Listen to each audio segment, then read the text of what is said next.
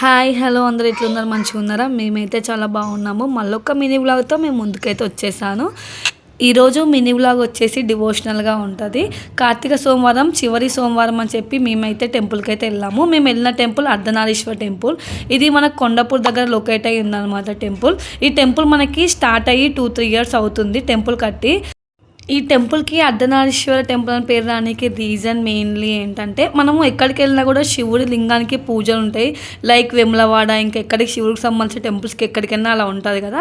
But ఇక్కడ వచ్చేసి మనకి అర్ధభాగం శివుడు అర్ధభాగం పార్వతి, సో అలా ఉంటారనమాట దేవుడి విగ్రహము. నిజంగా అసలు ఆ విగ్రహం చూస్తుంటే అయితే చాలా అంటే చాలా పీస్ఫుల్గా చాలా హ్యాపీనెస్గా అనిపిస్తుంది. అట్లాగే టెంపుల్లో శివుడు పార్వతీలతో పాటు రేణుక ఎల్లమ్మ తల్లి పెద్దమ్మ తల్లికి కూడా పూజలు జరుగుతాయి అన్నమాట. ఇంకా మేము టెంపుల్కి వెళ్ళింది లాస్ట్ కార్తీక సోమవారం కాబట్టి ఆ రోజైతే పబ్లిక్ అయితే చాలామంది వచ్చారు. సో ఇంకా మేము వెళ్ళగానే ఫస్ట్ వత్తులు అయితే పెట్టాను.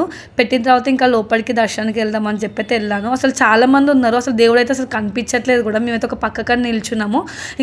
ఇక ఇంత దూరం వచ్చి దేవుణ్ణి మనస్ఫూర్తిగా చూడకుండా పోతే మనకు మనసున పట్టదు కదా. సో ఇంకా చిన్నోని ఎత్తుకొని అయితే మెల్లగా అయితే లోపలికైతే వెళ్ళాను. వెళ్ళి ఒక పక్కన నిల్చుని అక్కడ పూజలు అవుతుంటే ఇంకా దేవుడు అయితే అప్పుడు నాకు కనిపించలేదు. నిజంగా చెప్తున్నాను, నేను ఏ టెంపుల్కి వెళ్ళినా కూడా నేను దేవుని దగ్గరికి ఫస్ట్ వెళ్ళగానే నాకు అసలు ఏం మొక్కుకోవాలో కూడా అర్థం కాదు, నాకు అసలు గుర్తు రాదు. అంటే అదొక టెన్షన్గా నేను ఫీల్ అవుతా. ఏ టెంపుల్కి వెళ్ళినా నాకు అట్లే ఉంటుంది. ఎందుకోనబ్బా, నాకు ఏ దేవుడి దగ్గరికి వెళ్ళినా కూడా అసలు లోపల అదొక టెన్షన్, ఒక భయం అని కాదు, అదొక ఫీలింగ్ ఉంటుంది. సో మీకు అట్లే ఉంటుందా? ఇక అట్లే పక్కనే ఉంటే దేవుని చూడలేని చెప్పి మెల్లగా చిన్నోని ఎత్తుకొని అందరి మధ్యలో దూసుకుంటే అయితే వెళ్ళి దేవుని కొంచెం దూరంలో మధ్యలో నిలిచి అయితే దేవుణ్ణి అయితే చూశాను.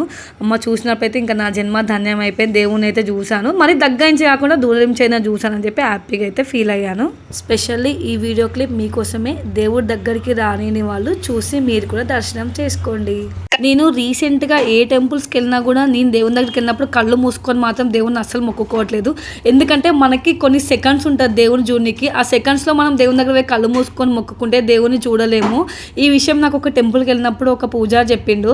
నువ్వు దేవుని చూడనికి వచ్చినావు అమ్మ, దేవుని దగ్గర రాగానే కళ్ళు మూసుకొని మొక్కుకుంటే నీకు దేవుడు ఎక్కడ కనిపిస్తాడు, నువ్వు ఏది మొక్కుకున్నా కళ్ళు తెలిసి మనసులో మొక్కుకు అని చెప్పిండు. ఇది మాత్రం నిజమే కదా. మన దేవుని దగ్గర కొన్ని సెకండ్స్ టైం ఇస్తాం మనకు చూడనికి. ఆ సెకండ్స్లో మనం కళ్ళు మూసుకొని దేవుని మొక్కితే దేవుడు మనకి ఏడ కనిపిస్తారు. మనం ఎంతో దూరం నుంచి దేవుని చూడనికి అయితే వెళ్తాము. సో ఎవరు వెళ్ళినా కూడా ఫస్ట్ దేవుని దగ్గర వెళ్ళినప్పుడు కళ్ళు మూసుకొని అయితే మొక్కకండి. కళ్ళు తెరిచి దేవుని 2 కళ్ళతో హ్యాపీగా చూసుకుంటూ మనసులో కోరికలు మొక్కేసుకోండి. సో ఇదన్నమాట టుడేస్ మీనింగ్ లో. Please like my video.